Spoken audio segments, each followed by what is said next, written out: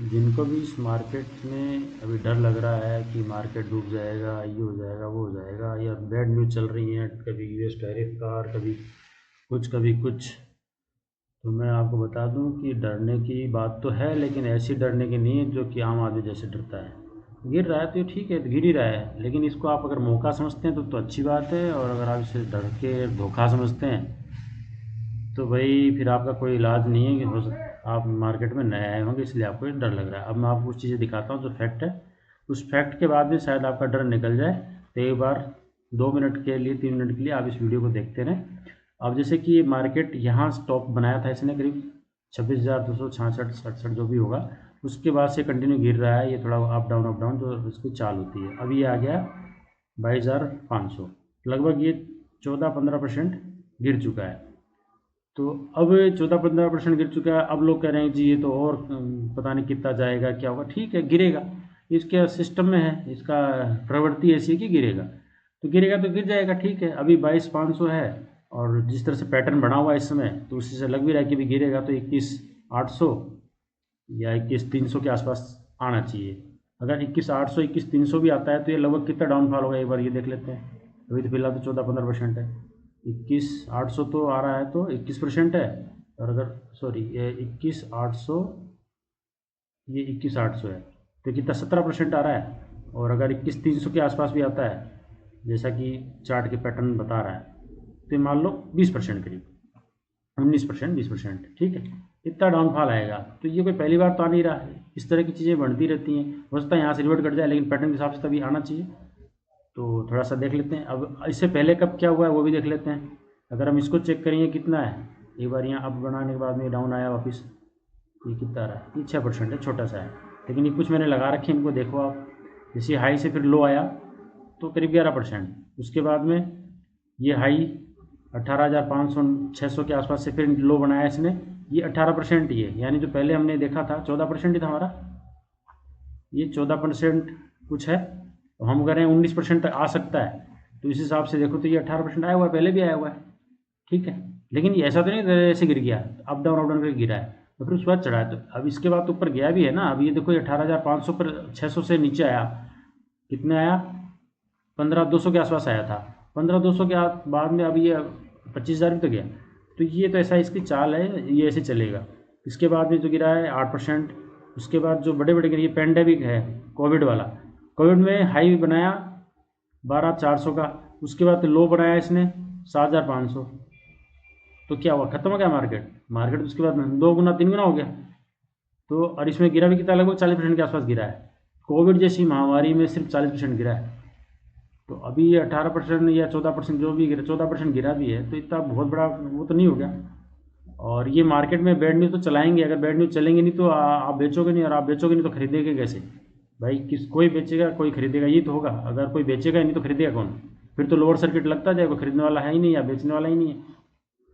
तो इसी तरह से यहाँ भी देखो आप, ये कितना 12% है, ये 14%, ये पहले भी हो रखा है, अभी भी 14 ही चल रहा है, ये 11%, उससे पहले ये 12%, उससे पहले ये 25%, ठीक है, ये नॉर्मल है। और ये बहुत टाइम लेके गिरा है, यहाँ तक 25% हो गया, कितने दिन करीब, वर्किंग डे हो गए 290 करीब दिन, है ना, 89। उसके बाद ये गिरा है 18%, फिर गिरा है, और ये कितने 250 दिन में। उसके बाद ये 28%, 29% करीब। उसके पहले, उससे भी पहले हुआ होगा देखो 64%। ये कौन सा था, ये सबसे बड़ा क्राइसिस था, ये एक्चुअल क्राइसिस है। वो कोविड वोविड तो चलो अलग अदर रीज़न थे, लेकिन ये बड़ा क्राइसिस था, क्योंकि ये लेहमैन ब्रदर्स एक बैंक था जो फोर्थ बैंक था बड़ा अमेरिका का, वो क्राइसिस में फंस गया था, इसके बाद में कोलैप्स हो गया, तो इस वजह से ये मार्केट गिरा कितना, 64-65% करीब गिर गया। उससे पहले 31%, उससे पहले ज़्यादा गिरता भी था, 35%, 53%, 37%, 37%, मतलब ये हम आगे 96 तक पहुँच चुके हैं लगभग, ठीक है। कहने मतलब कि मार्केट की तो ये प्रवृत्ति है, वो गिरती है, अभी पहले के मुकाबले कम गिर रही है, ठीक है। तो अभी 14% गिरा है, तो मान लो मैक्सिमम माने, मैक्सिमम अगर मान लो बहुत ज़्यादा नेगेटिव बातें करें तो ज़्यादा से ज़्यादा ये मेरे हिसाब से, अगर बहुत ही नेगेटिव होगा तो ज़्यादा से ज़्यादा ये आएगा यहाँ से लेके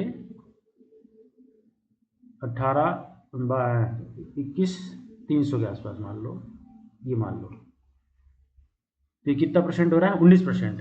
तो 14.5 पे गिर चुका, 19% तक मैक्सिमम गिरेगा, इसके बाद रिवर्ट करेगा, क्योंकि जिस तरह से चाल आगे भी पीछे से भी चल रही है उस हिसाब से इससे ज़्यादा नीचे जाने के चांसेस नहीं है। तो अब ये मौके हैं, अब ये जरूरी नहीं कि यहाँ से यहाँ तक पहुँच ही जाएगा, लेकिन ज़्यादा चांसेस है कि यहाँ जो अभी भी पैटर्न बन रहा है उस हिसाब से ये नेगेटिव चल रहा है, तो ज़्यादा चांसेस यहाँ तक आएगा। अब आपको जी हम यहाँ आएगा तो इन्वेस्टमेंट करेंगे, इसकी कोई गारंटी नहीं होती। आप यहाँ पे थोड़ा बहुत इन्वेस्ट करें, थोड़ा बहुत, फिर नीचे आएगा तब देखें। 22,800 के पास भी एक सपोर्ट आता है इसका छोटा सा, यानी यहाँ पे, तो आप इस लेवल पे भी कर सकते हैं कुछ बाइंग, कुछ यहाँ कर सकते हैं। अब आप अपने स्टॉक की बाइंग के हिसाब से मत चलें कि मेरा स्टॉक 3% गिर जाएगा, 4% गिर जाएगा, 10% गिर जाएगा तो मैं खरीद लूँगा। स्टॉक से ज़्यादा अब ये इंपॉर्टेंट हो गया, पहले इसकी चाल देखो ये कहाँ तक जा रहा है। अगर ये गिरेगा तो स्टॉक तो आपका रुक ही नहीं सकता। और ज़्यादातर रिटेलर तो क्या है कि वो पेनी स्टॉक में ज़्यादा फंसे हुए हैं, तो उनकी तो चाल आप समझ ही लो कि क्या होने वाला उनका। तो इसलिए आप इसको भी देखो और अपने स्टॉक को भी देखो। स्टॉक के जो सपोर्ट या रेजिस्टेंस सपोर्ट्स बनेंगे इस समय, उस सपोर्ट पे बाइंग करनी है, लेकिन पहले इसके सपोर्ट आने दो। जैसे इसका सपोर्ट आता है, अभी ये चल रहा है 400-500 के आसपास में, जब ये 21,800 आएगा, सपोज जब 21,800 आएगा, तब आपको अपने स्टॉक की बाइंग लेवल देखनी कि उसका बाइंग लेवल क्या आता है, उस लेवल पे फिर बाइंग करनी। ये नहीं कि अब उसमें अभी लेवल तो 2-4 रुपये नीचे ही है, 10 रुपये नीचे ही है और आप पहले बाइंग करो ना, उसका लेवल भी आने दो। अगर आप लेवल से बाइंग करोगे तो आप इसमें कुछ कमा पाओगे, अदरवाइज तो आप नहीं कमा सकते, क्योंकि आप एवरेजिंग कहाँ करोगे? यहाँ से जब चले होंगे आप तो कहाँ कहाँ एवरेजिंग करोगे? करते जाओ एवरेजिंग। कोई भी धन्ना सेट इतना बड़ा नहीं है कि पूरे में एवरेजिंग कर सके। इसका एक सिस्टमेटिक प्लान बनाना पड़ेगा। प्लान यही है कि अब आप यहाँ एक बार बाइंग करते हैं, तो अब अगली बाइंग जो होगी 21,800 पे आएगा तब बाइंग करेंगे, आपके स्टॉक की लेवल को देखते हुए। ऐसे नहीं कि बस इसका लेवल आ गया तो हमने देख के कर लिया।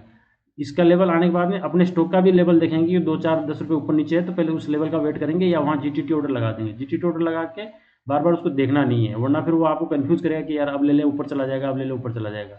तो इस तरह से आप लेवल के हिसाब से बाइंग करें तो डरने की कोई ज़रूरत नहीं है। और ये लगभग 18-19% अगर अब गिरता भी है तो ये मान के चलो इसके बाद ये रिवर्ट करेगा, और रिवर्ट करेगा तो फिर अब ये जितना गिरा है ना उससे डबल आपको दे जाएगा। पर ये नहीं फिर यहाँ 2-4 बार ऊपर जाके फिर ये नीचे आएगा, जैसे इस चार्ट में भी देख रहे हो, यहाँ से नीचे आया, फिर यहाँ से जब आपने बाइंग किया हुआ किसी ने तो वो यहाँ भी बेच देगा, फिर सोचेगा यहाँ बेच दूँ, फिर सोचेगा नहीं यार ये और ऊपर जाएगा, फिर रखे रहेगा, फिर ये नीचे आ जाएगा। तो इस तरह से कन्फ्यूजन है। अच्छा है कि आप लेवल बाइंग करें और अपने इन्वेस्टमेंट को लॉन्ग टर्म के लिए रखें। Thank you.